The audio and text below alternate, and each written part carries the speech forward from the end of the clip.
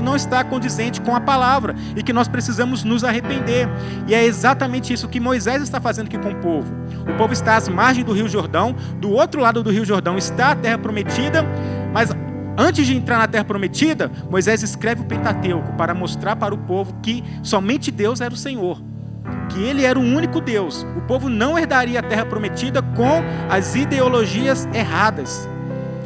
E também um outro propósito é que Deus queria que o povo conhecesse a própria história dele. Beleza, talvez o povo poderia chegar para Moisés e falar assim: Moisés, mas por que a gente está vindo aqui para essa terra de Canaã? A gente estava tão bem no Egito, por que a gente está vindo para cá? Então era necessário Moisés contar ao povo a sua própria história, mostrar: olha, Deus criou os céus, Deus criou a terra. Eu sei que lá no Egito vocês aprenderam que a terra veio do rio Nilo, mas não é, a terra veio de Deus. Vocês aprenderam que o sol era Deus, que a lua era Deus? Não, está errado. A gente sabe que o sol e a lua eles foram criados por Deus. Então Deus criou Adão, criou Eva, depois eles pecaram. Deus então fez uma promessa, essa promessa caminhou ali através da vida de Sete, chegou ali em Noé. De Noé foi para o seu filho Sem, até chegar a Abraão. Deus então chama Abraão, e a gente vai ali discorrendo a história em Gênesis. E o povo estava se conhecendo a si próprio, conhecendo a própria história. Então o povo sabia que eles estavam ali para conquistar a terra prometida, porque Deus havia prometido essa terra para Abraão lá atrás, há mais de 400, quase 500 anos atrás, da época em que eles estavam. Então o povo precisava conhecer a própria história. E o que eu vejo hoje, irmãos, é que nós também precisamos conhecer a nossa própria história. Você sabe como que a Bíblia chegou na sua mão? A história que foi para formar ali o cânon sagrado. O cristianismo, por diversas vezes na história, ele esteve ao ponto de sumir, ao ponto de ser destruído por outras heresias, por outras religiões, por tantas pessoas, tantos reinos e impérios que perseguiram. E a grande verdade é que nós não conhecemos a nossa história. E aí eu me lembro de uma frase que fala o seguinte: que o povo que não conhece a própria história está condenado a repeti-la. E é exatamente o que eu vejo hoje. Hoje nós repetimos erros do passado porque nós não conhecemos a nossa história. Nós vivemos em coisas erradas, coisas que já foram vividas e corrigidas lá atrás, e nós hoje estamos repetindo os mesmos erros. Eu vou dar um exemplo.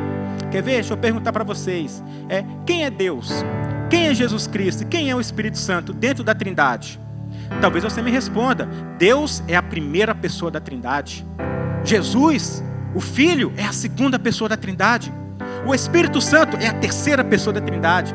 Não é assim que nós aprendemos? Deus é a primeira pessoa, Jesus é a segunda pessoa e o Espírito Santo é a terceira pessoa da Trindade. Mas deixa eu te perguntar, você sabe quando que isso surgiu na história da igreja? Você sabe como que surgiu essa enumeração de primeira, segunda e terceira pessoa? A gente não sabe.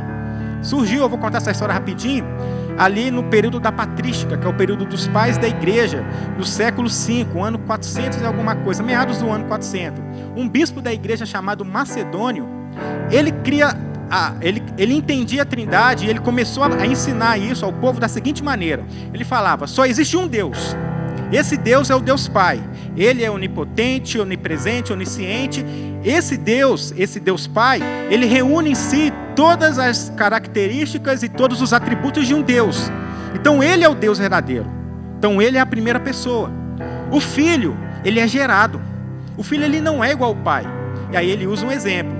Vamos imaginar um pai e um filho. O filho, ele pode ser parecido com o pai. O filho, ele pode puxar várias características do pai. Mas o filho não é igual ao pai. Era isso que Macedônio, ele entendia e ensinava. Então ele falava que Jesus Cristo, por ser gerado do pai, ele não era Deus igual ao pai. Ele era um cara que tinha poderes, era um cara bacana e tal, poderoso, mas não igual ao Deus Pai. Então Jesus estava abaixo do Pai, ele não era Deus igual ao Pai, por isso que ele era a segunda pessoa. O Espírito Santo, tadinho do Espírito Santo, nem Deus ele era. Para Macedônia, o Espírito Santo era uma força, uma energia que fluía do Pai e fluía do Filho, mas nem Deus era. Então o Espírito Santo dentro da Trindade é a terceira pessoa, daí surge primeira, segunda e terceira pessoa. Um erro que foi cometido lá atrás, nós ainda hoje cometemos ele. A gente vai falar do Espírito Santo, é porque é a terceira pessoa da Trindade. Jesus Cristo, a segunda pessoa da Trindade. A gente está cometendo a mesma heresia que o Macedônio cometeu lá há mais de 1500 anos atrás. Mas graças a Deus que sempre existiam homens e mulheres de Deus na história para defender a sã doutrina. E nesse período de Macedônia surgiu um homem chamado Basílio de Cesareia, um grande pai da igreja. E ele vai bater de frente com Macedônia e falar: não, você está errado. Deus, o Deus Pai, Ele é onipresente, onipotente, onisciente, Ele é o verdadeiro Deus. Mas o Filho também é onipotente, onipresente, onisciente. O Filho é tão Deus quanto o Pai. E o Espírito Santo, Ele não é apenas uma energia ou uma força. Ele é uma pessoa. Ele se entristece, Ele se alegra, Ele fala, Ele nos ajuda. Ele não é uma energia, Ele é uma pessoa. E o Espírito Santo é tão Deus quanto o Pai e tão Deus quanto o Filho. E ele vai citar vários textos trinitarianos mostrando isso. Primeiro ele cita o texto de Mateus 28, quando Jesus fala, olha que interessante, se você nunca notou isso. Jesus fala o seguinte: sejam batizados em nome do Pai, do Filho e do Espírito Santo. Jesus coloca nessa ordem: Pai, Filho e Espírito Santo. Só que Paulo, lá em 2 Coríntios capítulo 13, quando ele dá a bênção ao povo de Coríntios, Paulo já fala o seguinte: que a graça de Jesus Cristo, o amor de Deus e as comunhões do Espírito Santo. Paulo já coloca o Filho em primeiro, Deus em segundo e o Espírito em terceiro. Mas o mesmo Paulo, em Efésios capítulo 4, ele já fala diferente. Ele já fala, olha, porque todos nós bebemos de um só Espírito, temos um só Deus e Pai e um Senhor Jesus Cristo. Agora ele coloca o Espírito em primeiro, o Pai em segundo e o Filho em terceiro. Mas por quê? Isso poderia citar vários os textos de Judas, os textos do apóstolo Pedro e do apóstolo João. Se a gente for olhar a Trindade, eu sei que esse não é o tema dessa noite, mas cada apóstolo ele vai colocar a Trindade em ordens diferentes. Para quê? Para demonstrar que não existe diferença entre as três pessoas. Os mesmos atributos que a Bíblia dá para um, ela dá para os outros dois. Os três são Deus igualmente. Então, ou seja, essa é a verdade que nós temos na Bíblia. Porém, Macedônia ensinava isso de maneira errada. E nós hoje, por não conhecermos a nossa história, incorremos no mesmo erro. Eu poderia aqui citar vários outros exemplos, irmãos. Discussões que às vezes a gente discute, mas essas discussões já foram resolvidas lá atrás. E por não conhecermos, estamos repetindo os mesmos erros. Porque quando nós olhamos para a igreja no Brasil, para esse evangelho da prosperidade, o que a igreja está vivendo hoje nada mais é do que a igreja católica viveu na Idade Média, escravizando o povo pelo dinheiro, através da ganância, do medo e da culpa. É o que as pessoas fazem hoje, o que muitas igrejas fazem. Querem escravizar as pessoas para arrancar tudo delas. A igreja católica fez isso para construir a Basílica de São Pedro lá no Vaticano, vendendo as indulgências, vendendo as simonias. Ou seja, por não conhecermos a nossa própria história, nós estamos repetindo os mesmos erros. Eu gostaria de indicar esse livro. É uma teologia sistemática pequena em relação às outras, do Dr. Alistair McGrath. Acho que é essa mesmo que pronuncia. Gente, de todas as teologias que eu li, na verdade eu li só duas, né? Essa é a do Frank Ferreira. Mas essa daqui é muito simples. A proposta dele é o seguinte: ele falou assim, olha, eu quero escrever uma teologia sistemática de modo que qualquer irmão da igreja possa ler e entendê-la com clareza.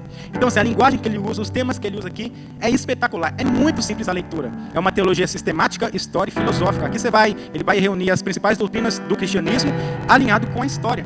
Então, fica essa recomendação. Esse livro aqui não chega a ser R$100. É bem baratinho. E é de grande valia para nós, você que tem o interesse de conhecer a história da igreja. Amém? Então, voltando, o povo está ali à beira do Rio Jordão. Moisés está contando para ele a história deles próprios, né, para que o povo de Israel pudesse conhecer sua própria história e saber o porquê que eles estariam, ou melhor dizendo, porquê que eles estavam para conquistar a terra de Canaã. Então nós vemos dos versículos 1 ao versículo 3, essa passagem que nós lemos, que Moisés ele começa relembrando o povo os termos da aliança. Olha o que Moisés ele fala no versículo 1. Estes são os mandamentos, os decretos e os estatutos que o Senhor, seu Deus, me encarregou de lhes ensinar. Não deixem de cumpri-los na terra que em breve vocês possuirão. Moisés está relembrando ao povo os termos da aliança. Deus ele fez uma aliança com o povo de Israel. E essa aliança ela consistia na obediência, na observação dos mandamentos. Então, quando nós lemos o Velho Testamento, você pode fazer essa análise. Que sempre que o povo de Israel era fiel a Deus, sempre que o povo de Israel obedecia aos mandamentos, obedecia a palavra, o povo de Israel, Deus abençoava o povo. Deus era fiel para cumprir as promessas. Então o povo era abençoado, Deus dava paz aos inimigos ao redor, Deus dava prosperidade nas colheitas. O povo de Israel vivia uma vida tranquila. Mas era conta do povo se distanciar de Deus, era conta do povo abandonar os mandamentos, abandonar a palavra. Deus então permitia que uma outra nação viesse e conquistasse o povo, escravizasse o povo. Quando não era uma outra nação, Deus ele permitia, por exemplo, Deus ele permitia que não chovesse, aí as plantações não vingavam, o povo passava fome. Às vezes a colheita era tão farta, mas Deus enviava gafanhotos, como foi no caso de Joel, do profeta Joel. As colheitas eram fartas, mas Deus envia um exército de gafanhotos que devoram a colheita ali do povo, e o povo então se vê em grandes dificuldades. Porque essa é a tônica do Antigo Testamento. Quando o povo obedecia aos termos da aliança, o povo vivia uma vida tranquila, o povo era abençoado. Mas quando o povo se afastava da aliança, se afastava dos mandamentos, se afastava da palavra, então o povo vivia dificuldades. E Moisés aqui ele está relembrando ao povo de Israel, que estava ali à beira do Rio Jordão, Moisés ele está relembrando o povo os termos dessa aliança. Então é como se Moisés quisesse falar o seguinte: olha, Deus me deu a palavra e eu cumpri minha parte entregando e ensinando para vocês. eu fico pensando que talvez o pensamento de Moisés era o seguinte: Moisés já estava com 120 anos, Deus havia falado que ele não iria entrar na terra prometida, então Moisés sabia morrer e que o povo iria entrar lá sem ele. Então Moisés poderia pensar o seguinte: cara, quando esse povo herdar essa terra, eles vão começar a pecar, vão falar, e quando Deus questionar, por que vocês estão pecando? Eles vão falar, Senhor, Moisés não ensinou isso para nós. Então Moisés aqui ele já está se resguardando, ele está falando, olha, estes são os mandamentos que eu recebi do Senhor e eu entreguei a vocês. Vocês não têm desculpa ao entrar na terra prometida e viver uma vida de pecado, porque eu estou ensinando para vocês o que é certo e o que é errado.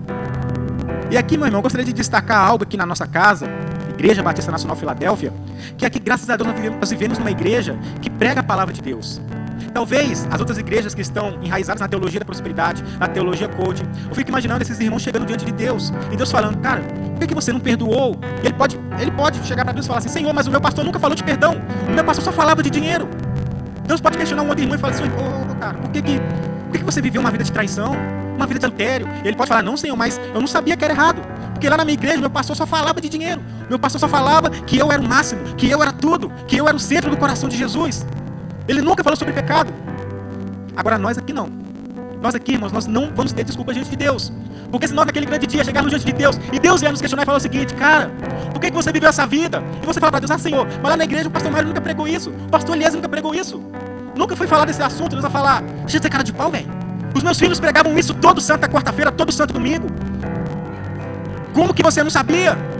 Deixa de ser sem vergonha. Pra cima de mim, não. Por que você viveu uma vida de pecado? Senhor, mas lá na igreja nunca foi falado sobre isso. Mentira. Na Filadélfia não. Na Filadélfia falava de pecado. Você não viveu porque você não quer. Aos jovens, Deus pode te questionar, brother. Igual Elias falou que a gente não sabe o dia de amanhã. Que isso pode voltar essa noite. E se diante dele te perguntar, cara, por que você está vivendo? Ou melhor, por que você viveu uma vida de imoralidade? Você não vai poder virar e falar, Senhor, o líder de jovens nunca pregou isso. Sem vergonha. O líder pregou sim. A igreja Filadélfia fala da palavra de Deus. Sempre falou sobre o pecado. Sempre falou sobre arrependimento. Então, irmãos, ao mesmo tempo que isso me enche de alegria de saber que eu faço parte de uma igreja bíblica, isso também me enche de temor, porque eu sei que eu não vou ter desculpa diante de Deus. E essa é a palavra que está sendo entregue aqui nessa noite, que é entregue culto após culto. Uma palavra que fala do reino de Deus, uma palavra que fala sobre nossas obrigações diante desse reino, diante desse Deus. Uma coisa que nós aqui não vamos ter diante de Deus é desculpa, porque aqui nós estamos numa casa que prega a palavra de Deus. Amém? Então vamos lá. Moisés, ele entregou ao povo o que ele recebeu de Deus. Então ele fala, ainda no versículo 1, estes são os mandamentos, os decretos e os estatutos que o Senhor, seu Deus, me encarregou de lhes ensinar. Então ele entregou ao povo o que ele recebeu de Deus. Nesse ponto eu gostaria de direcionar essa palavra aos líderes, aos professores e aos pastores aqui da igreja. Porque a grande verdade é que nós devemos dar à igreja o que nós recebemos de Deus. Os nossos sermões, você que é professor de escola dominical, você que prega, você que é líder aqui na igreja, meu irmão, você precisa entregar ao povo aquilo que Deus colocou no seu coração. Os seus sermões, eles precisam estar banhados na oração. Aos professores, você não pode deixar para preparar uma aula de escola dominical no sábado à noite, sendo que a escola é no domingo de manhã. Hoje é quarta-feira, amanhã é célula. Você que é líder de célula, se você ainda não tem um estudo preparado, cara, tá errado. A Bíblia fala que aquele que ensina tem que ensinar com dedicação. Aí a gente gosta muito de usar aquele versículo fora de contexto, não é verdade? Porque quando vocês não souberem o que falar, não se preocupem, porque o Espírito Santo falará por vocês. Vai falar não. O contexto ali que Jesus fala é o contexto de perseguição. Então, quando nós somos perseguidos por esse evangelho e levados diante das autoridades, aí sim, nós não devemos nos preocupar, porque diante das autoridades, o Espírito Santo falará através de nós. Agora, para a pregação, tem que estudar, tem que se preparar, deixa de ser preguiçoso.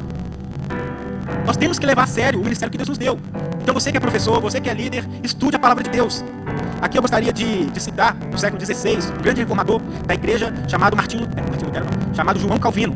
E ele, até hoje, ele é considerado como o maior intérprete das Escrituras. E ele tinha um lema, que era em latim, orare et labutare, que significa oração e labuta. Ele falava o seguinte, Calvino falava o seguinte, que ao lermos a Bíblia, ao interpretarmos a Bíblia, nós precisamos de orar. Porque a Bíblia ela é um livro espiritual, ela é um livro que foi dado por Deus, o Espírito Santo que inspirou aqueles 40 homens a escrever essas santas Escrituras. Então nós nunca vamos conseguir entender a Bíblia perfeitamente sem oração. Precisamos orar. Só que ao mesmo tempo, nós também precisamos de labuta. E ele falava o seguinte, a Bíblia ela foi escrita para um povo de uma cultura diferente da nossa. A Bíblia foi escrita em um tempo diferente do nosso, em um contexto diferente do nosso.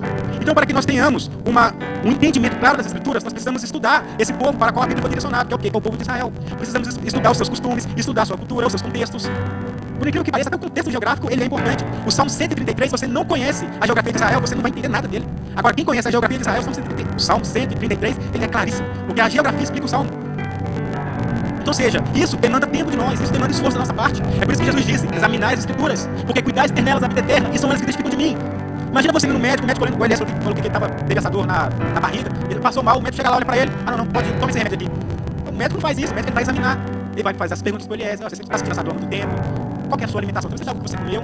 Ou seja, um exame, ele requer todo esse cuidado. E é isso que Jesus nos manda fazer em relação à Bíblia. Ele nos manda examinar. Então nós temos que estudar. O problema é que a gente gosta de viver nos extremos. Tem irmão que só gosta de, ao preparar um estudo, só ora. Não quer estudar. Acha que orar é o suficiente. Eu não estou falando que oração não é importante, mas tem que ter esse equilíbrio. Pensa no avião. A oração é a asa direita, o estudo é a asa esquerda. Não tem como o avião decolar apenas com uma asa. Tem que orar e tem que estudar. Enquanto tem outros irmãos também que só quer estudar. Acha que é só abrir um livro de teologia e não precisa de orar. É errado. Grava essa frase. O desejo de pregar sem orar e sem estudar, nada mais é do que o desejo de aparecer. Porque o pastor, o líder, o mestre, a pessoa que prega a palavra, o professor, mas ele não ora. Ele não está mostrando Cristo, ele está mostrando ele mesmo. Ou que também ora, mas não quer estudar, não está oferecendo nada de bom para o povo. Então, seja, o desejo de pregar sem orar ou sem estudar, nada mais é do que o desejo de aparecer. Agora, voltando para a igreja de uma forma geral. Hoje, irmãos, naquele tempo, Deus ele confiou essa mensagem a Moisés, e Moisés foi fiel a Deus, entregando essa mensagem ao povo. E hoje Deus também ele nos confiou uma mensagem, que é a mensagem da salvação, que são as boas novas de salvação para o mundo. E nós devemos ser fiéis a Deus, assim como Moisés foi fiel. Nós devemos entregar essa palavra ao povo. E a minha pergunta que eu gostaria de fazer é essa. Você tem vivido a palavra? Você tem pregado esse evangelho onde você, nos ambientes que Deus tem te colocado? Ainda no século IV, no século V, melhor dizendo, outro pai da igreja chamado Agostinho de Hipona, ele fala algo espetacular, que ele fala o seguinte: pregue o evangelho em todo tempo, se necessário use palavras. O que nós precisamos entender é que a nossa vida, o nosso procedimento é a Bíblia que as pessoas ao nosso redor vão ler. Não adianta você falar o evangelho com a boca e viver outro, porque o que vai ficar marcado são as suas atitudes, é o seu procedimento, é o seu comportamento. Então talvez você falar, mas eu não sei falar. Eu vou falar o quê? Meu irmão, apenas viva o evangelho. Seja um bom pai, seja uma boa mãe, seja um bom filho, seja um bom empregado, um bom encarregado, um bom patrão. Honre a Deus onde Deus te colocou. Seja diferente. Essa é a pregação que o mundo vai ver. E é assim que nós entregamos essa mensagem que Deus confiou a nós. O interessante é que em João, capítulo 20, versículo 21, Jesus vai falar o seguinte: assim como o Pai me enviou, eu envio a vocês. Nós somos enviados por Jesus. Mateus 28 ele fala: ide por todo mundo, pregai o evangelho. Temos aqui um texto injuntivo, o verbo no imperativo. Não é uma opção, é uma ordem que nós temos que obedecer. Em 1 Coríntios 9, 16, Paulo ele fala: ai de mim se eu não pregar o evangelho. Você já parou para pensar quantas pessoas não estão sendo condenadas porque você está se calando, porque você não está vivendo esse evangelho? Talvez no dia do juízo Deus vai questionar: cara, seu parente, seu amigo foi condenado, viveu com você ali a vida toda e você nunca pregou o evangelho para ele. Por que você fez isso? Você poderia ter mudado a vida dele. Se você tivesse falado do meu amor para o seu vizinho, para aquele seu colega no serviço, para aquele seu parente, para aquele seu amigo no futebol, para aquela sua amiga, aquela sua irmã, se você tivesse falado do meu amor para ele, para ela, talvez hoje ela não estaria sendo condenada, ela estaria aqui sendo salva. Já para pensar quantas pessoas não estão sendo condenadas porque você não está vivendo o evangelho, porque elas não enxergam em você essa carta viva, elas não sentem esse bom perfume de Cristo, porque olham para nós e a nossa vida é igual de todo mundo. A nossa boca é cheia de palavrão, é cheia de palavras ruins, não é a palavra de Deus. A nossa vida está vazia de Deus e nós não estamos oferecendo nada às pessoas ao nosso redor. Então, irmão, ai de nós se nós não pregarmos o evangelho. A palavra de Paulo ela vale para nós hoje. E ainda em 2 Coríntios 4, versículo 13, ele fala: eu criei, por isso eu falei. Eu criei em Deus, por isso eu falei. Quando nós pregamos o evangelho, quando nós vivemos o evangelho, isso evidencia a verdadeira fé que nós temos em Deus. E é isso que Deus ele está fazendo aqui através da vida de Moisés. Moisés ele está chamando o povo de Israel a uma obediência a Deus. E essa obediência revelava a fé deles em Deus. Gostaria que você voltasse aí umas 2 páginas para o capítulo 4 de Deuteronômio, versículo 6 ao versículo 8. Moisés está chamando o povo de Israel à obediência, no capítulo 6. Porque essa obediência do povo a Deus revelaria a fé que o povo de Israel tinha em Deus. Olha o que Moisés fala aqui em Deuteronômio, capítulo 4, versículo 6 a 8. Obedeçam-lhes por completo, e assim demonstrarão sabedoria e inteligência às nações vizinhas. Quando elas, as nações vizinhas, ouvirem estes decretos, exclamarão: como é sábio e prudente o povo dessa grande nação de Israel. Pois que grande nação tem um Deus tão próximo de si como o Senhor nosso Deus, como o Senhor nosso Deus estamos. E que grande nação tem decretos e estatutos tão justos quanto este conjunto de leis que hoje lhes dou. Ou seja, quando o povo de Israel obedecesse a essa aliança, obedecesse a esses mandamentos, as nações ao redor olhariam para o povo e falariam: cara, esse povo de Israel é um povo diferente. Olha como que eles tratam uns aos outros, olha como que eles negociam. Eles não sacrificam seus filhos em adoração. O Deus deles não requer isso. O Deus deles requer obediência. O Deus deles, o Deus de Israel requer fé. Diferentemente dos nossos deuses, que exigem que nós sacrifiquemos nossos filhos, que exigem, que permitem uma vida de imoralidade. Olha como o povo de Israel é um povo diferente. Esse Deus de Israel é um Deus diferente. O propósito era esse. O povo de Israel iria viver os mandamentos e ser um testemunho para as nações ao redor deles. E isso, meu irmão, não muda para nós hoje. Isso continua para nós. Nós temos que viver o evangelho e sermos esse testemunho para a nossa cidade, para a nossa nação, nos ambientes que Deus nos permite ficar. Já estou terminando. Então a grande verdade é que aqui Deus ele está cumprindo a promessa que ele fez a Abraão, Isaac e Jacó. Ele está prestes a possuir a terra prometida. Conforme eu já disse, nós hoje também vivemos essa promessa da volta de Cristo. E a verdade é que Cristo ele voltará para buscar um povo fiel. E a nossa fidelidade está nessa obediência. Se você é fiel a Deus, você vai obedecer a Deus. E qual que é a base da nossa obediência? A base está no decálogo de Moisés, que são os 10 mandamentos, Êxodo capítulo 20, e no Sermão da Montanha. Eu não vou, detalhar os 10 mandamentos, nem o Sermão da Montanha, porque aqui é mais uma série de mensagens, muita coisa aqui é falado no capítulo 20 de Êxodo e em Mateus 5, 6 e 7. Então vamos caminhar, já estou terminando. Versículo 4 e versículo 5. Olha o que aqui Moisés fala: ouça, ó Israel, o Senhor nosso Deus é o único Deus. Aqui, versículo 5, né? Ame o Senhor seu Deus de todo o seu coração, de toda a sua alma, de toda a sua força. Aqui Moisés ele sintetiza o que o povo deveria saber e obedecer. Aqui nós estamos diante do Shema Israel. E o povo de Israel, sempre que eles chegavam a Deus, eles citavam essas palavras: ouça, ó Israel, o Senhor teu Deus é o único Deus. Isso era feito 2 vezes ao dia, ao amanhecer e ao anoitecer. Isso também era feito nas festas cerimoniais. E aqui nós podemos ver meio que um credo do povo judaico. Qual que é a fé do povo do judaísmo? Essa aqui, que também é a nossa fé hoje. Aqui nós podemos ver um monoteísmo absoluto. O Senhor nosso Deus é o único Deus. Não vou discorrer sobre essa parte por conta do tempo. Mas no versículo 6, no versículo 5, Moisés fala: ame o Senhor seu Deus de todo o seu coração, de toda a sua alma, de toda a sua força. A base da obediência do povo de Israel estava no amor e não no medo. Diferente das outras nações, que serviam aos seus deuses baseado no medo. Isso, meu irmão, continua valendo para nós hoje. Nós devemos obedecer a Deus, não porque nós temos medo dele, mas porque nós o amamos. Eu não quero pecar porque eu tenho medo de Deus me lançar no inferno, mas eu não vou pecar porque eu amo a Deus, eu não quero entristecer o Espírito Santo, eu não quero perder essa comunhão com ele. É por isso que eu vou resistir ao pecado e viver a santidade. Não é porque eu tenho medo de Deus me jogar no inferno, não. A base da nossa obediência não pode ser o medo, tem que ser o amor. Gostaria de citar aqui uma frase dita ainda no período da patrística, no século VIII, por uma mulher, Rábia, não vou saber pronunciar, Rábia de Adawia. É assim, abre aspas, palavras delas. Se eu te adorar por medo do inferno, queima-me no inferno. Se eu te adorar querendo o paraíso, exclua-me do paraíso. Mas se eu te adorar pelo que tu és, então não esconda de mim a tua face. Nós não devemos adorar a Deus porque temos medo do inferno. Vou servir esse Deus, precisamos servi-lo. Ou com interesses, seja financeiros, não importa, não é essa a base do nosso relacionamento com Deus. A base do nosso relacionamento com Deus tem que ser o amor, tem que ser o que Ele é, aquilo que Ele fez por nós. A todo momento nós temos que refletir, meu Deus, eu estava condenado, meu Deus, eu não era nada, mas a tua graça me alcançou. O Senhor me amou de tal maneira, e porque o Senhor me amou primeiro, eu vou te obedecer, eu vou seguir a tua palavra, eu vou seguir os teus mandamentos. A base é o amor, não é o medo. Versículo 6. Guarde sempre no coração as palavras que eu lhes dou. No caso, Moisés está se referindo ao versículo 4 ao versículo 5. O povo devia guardar as palavras no coração. Versículo 7, aqui é espetacular. Repita-as com frequência aos seus filhos. Conversa a respeito delas quando estiver em casa e quando estiver caminhando, quando se deitar e quando se levantar. Aqui nós gostaria de citar aqui os puritanos, ali do século XVII, século XVIII. Eles tinham um costume que era espetacular. Sempre que uma família cristã, uma família de puritanos, eles caminhavam pela rua, às vezes só para passear na praça. Os pais estão com uma criança, por exemplo, eles iam ter ali na rua. Eles falavam, tá, meu filho, ali está um homem de Jesus. Olha como que é desgraçado, miserável de um homem sem Cristo. Por isso, meu filho, obedeça os mandamentos de Deus. Aquele homem precisa de Deus. Se ele se converter, Deus transforma ele numa nova criatura. Mas se ele não se arrepender, ele vai continuar vivendo nessa miséria. Aí outro momento estavam caminhando, eles iam, por exemplo, uma mulher que era prostituta, eles falavam, tá vendo, filho, ali, era aquele jeito que vive uma mulher sem Deus. Olha a vida dela, não valoriza o próprio corpo. Eles aproveitavam todos os momentos para ensinar os filhos. Às vezes, eles estavam um amanhecer lindo, eles falavam, tá vendo, esse amanhecer, Deus criou esse sol. Deus criou esse ar que você está respirando, filho. É Deus que está tirando ele, é graça de Deus. Tá vendo essa natureza? É a criação de Deus. Os puritanos, eles aproveitavam todos os momentos do dia para ensinar a palavra de Deus aos seus filhos. E o que eu vejo hoje é que os pais perdem grandes oportunidades de ensinar a palavra de Deus aos filhos. Que tá aí, não, pra você, pai, graças a Deus. Cara, quando o Leozinho tiver um pouquinho maior, você se estiver andando com ele, você pode fazer isso. Pra tá vendo, filho, olha, a gente tem uma pessoa que vive sem Deus. Não seja como essa pessoa, vive sem Deus. Porque a Bíblia fala, ensina a criança no caminho que ela deve andar, para quando crescer não venha se desviar dele. Então, aos pais, fica essa dica que Moisés está nos dando aqui, e que os puritanos entenderam isso com muita perfeição, de ensinar aos filhos, em todas as oportunidades, a palavra de Deus. Versículo 8, no final, versículo 9. Isso daqui, irmãos, é esclarecedor. Esclarecedor. Aí esses mandamentos que Moisés falou, olha o que ele fala. Amarre-as as mãos e prenda-as à testa como lembrança. Mãos significa obras, significa procedimento. Ou seja, é aquilo que eu poderia fazer através das mãos. O que Moisés está querendo dizer com esse olha, que o seu procedimento, que as suas obras estejam de acordo com esses mandamentos. Moisés aqui não está pegando uma literalidade, como pegar os mandamentos e amarrar na mão. Ele fala, coloca esses mandamentos na testa como sinal. Testa, cabeça, pensamento, ideologia, convicção. Ou seja, que as suas convicções estejam dentro dos mandamentos de Deus. Não pense fora dos mandamentos. O grande erro aqui é que os fariseus, eles interpretaram essa passagem errada. E Jesus vai questionar eles em Mateus 23. Ai de vós, escribas e fariseus hipócritas, que fazem grandes filactérios para se mostrar ao povo. Tira aquela caixinha que eles escreviam na testa, porque eles interpretavam literalmente essa palavra aqui no versículo 8. Então, ou seja, eles colocavam essa caixa na testa e dentro dela eles colocavam pequenos fragmentos de pergaminhos contendo a lei de Deus. E aí, obviamente, para se mostrar, eles faziam filactérios, caixinhas maiores, mas não saíam aqui com as caixas dentro na testa e todo mundo corações. Vai para aquele cara lá e tem a palavra de Deus na mente dele. Não era literal. Então, ou seja, esses mandamentos na mão e esses mandamentos na testa, era uma forma figurada de Moisés falar que o procedimento, as obras e o pensamento do povo tinha que saber da palavra. E aqui vai outra coisa esclarecedora, que muitos de nós entendemos da mesma forma a marca da besta que diz em Apocalipse 13:16. Meu irmão, deixa eu te falar uma coisa, o Apocalipse, ele está todo dentro do Antigo Testamento. Tudo ali que Deus ele mostra para João, Deus ele usa como referência alguma coisa do Antigo Testamento. E quando ele fala da marca da besta, que as pessoas receberiam a marca da testa na mão direita, ele está usando essa palavra. Quer dizer que a marca é literal, que realmente, algumas pessoas falam que é literal, né? Hoje acabou de falar que quem tem que medir temperatura, termômetro, é a marca da besta, porque primeiro começou a temperatura na mão, depois começou a medir na testa. O Covid é a marca da besta. Eu vou falar isso, irmãos. Só que não é literal. Se for literal, você tem que interpretar esse mandamento que como literal. Começar a toda a palavra de Deus na sua mente, na sua testa, não é literal. O que é a marca da besta? Quer dizer que a mente daquelas pessoas que se encontram em Cristo estão completamente a favor da besta, completamente contra Deus. Os pensamentos, a ideologia, é o que a gente vê. Olha como a nossa sociedade hoje está contra Deus. Como que pensamentos absurdos estão na mente deles, como que suas obras hoje também são contra Deus. Então, a marca da besta não é literal. Filadélfia, Deus na palavra de Deus, não é posição teológica. É só o que é claro, o Apocalipse não pode ser interpretado de uma forma literal. É um texto que é uma literatura própria, mas que usa como base vários pontos de pensamento. E a base da marca da besta, em Apocalipse 13, versículo 16, é esse versículo de Deuteronômio, capítulo 6, versículo 8. Deus manda para nós, amarre os mandamentos na sua mão e amarre os mandamentos na sua testa, como sinal, as suas obras, os seus pensamentos, convicções de acordo com a palavra. E para terminar, vocês vão dar sobre os seus pés, da peço perdão, passei 10 minutos, agora são 8:40. Eu vou entregar 8:30. Versículo 9. Escreva-as nos batentes das portas de suas casas e em seus portões. Aqui Moisés está usando uma figura que era usada no Egito. No Egito era comum que os moradores eles escrevessem nos umbrais de suas portas os deuses que eles serviam. Então, seja, vamos supor que uma família servisse lá os deuses Isis e Osíris. Então eles escreviam lá nos umbrais da porta, Isis e Osíris. Aí todo mundo que chegasse na casa dela, Isis e Osíris. Quem sabe? Essa família serve a esses deuses. Ah, aquela família ali serve ao Deus Ra. Então eles colocariam lá, Deus Ra. Todo mundo que chegasse na casa dessas pessoas sabia que ela servia aquele Deus. É por isso, irmãos, que Deus, quando tinha o povo de Israel, teologia, o que Deus vai fazer? Pega o sangue do cordeiro, passa nos umbrais da porta. Pra quê? Pra demonstrar que vocês não servem mais a esses deuses que estão escritos ali. Agora vocês pertencem somente a mim. O sangue do cordeiro nos umbrais tinha significado espetacular. E agora vocês usam essa figura para falar, antes no Egito vocês escreviam o nome dos deuses que vocês serviam. Agora não. Agora vocês vão escrever nos umbrais de suas portas os mandamentos. E ok, amar o Senhor sobre todas as coisas. Saber que Ele é o único Deus. Qual é o objetivo? Para que todas as pessoas que cheguem na sua casa saibam que vocês amam o Senhor sobre todas as coisas. Para que todas as pessoas que entram na sua casa saibam que vocês servem o único e verdadeiro Deus. E a minha pergunta é essa: a pessoa entra na sua casa, os seus vizinhos, os seus parentes, eles sabem que vocês servem o único e verdadeiro Deus. Eles sabem que vocês amam a Deus sobre todas as coisas. Meu irmão, esse texto do início ao fim nos chama essa responsabilidade, esse testemunho, a testemunharmos essa mensagem, essa fé a todos ao nosso redor. Devemos ter, não literal, você colocar lá no braço os mandamentos, não, mas no sentido de que toda pessoa que entra na sua casa, que essa pessoa saiba que você é um filho, que você é uma filha de Deus, que aqui está uma pessoa com quem nós podemos contar. Gostaria de convidar você a fechar seus olhos, gostaria de orar. Desde já gostaria de agradecer por essa oportunidade. E essa palavra, né, talvez você quiser saber mais, você pode ver depois no YouTube, mais alto. Mas fica essa reflexão para nós essa noite. De nós termos a palavra de Deus no nosso coração, de nós obedecermos, de nós termos esse reino em primeiro lugar, e de nós testemunharmos, através da nossa obediência, a nossa fé, as pessoas ao nosso redor. Pai, nós agradecemos por tua palavra. E queremos pedir que o Senhor venha escrever essa palavra em nossos corações. Essa palavra venha frutificar em nossas vidas. Que o Senhor possa nos levar, Deus, ao arrependimento naquelas áreas que o Senhor falou conosco que nós estamos errados. Deus, que as pessoas ao nosso redor possam saber que nós servimos a um único e verdadeiro Deus. Que as pessoas ao nosso redor possam saber que nós o amamos acima de todas as coisas. Pai, nós te agradecemos pelo teu cuidado, pelo teu amor, por essa semana. Muito obrigado, Senhor. Em nome de Jesus Cristo, nós agradecemos. Amém.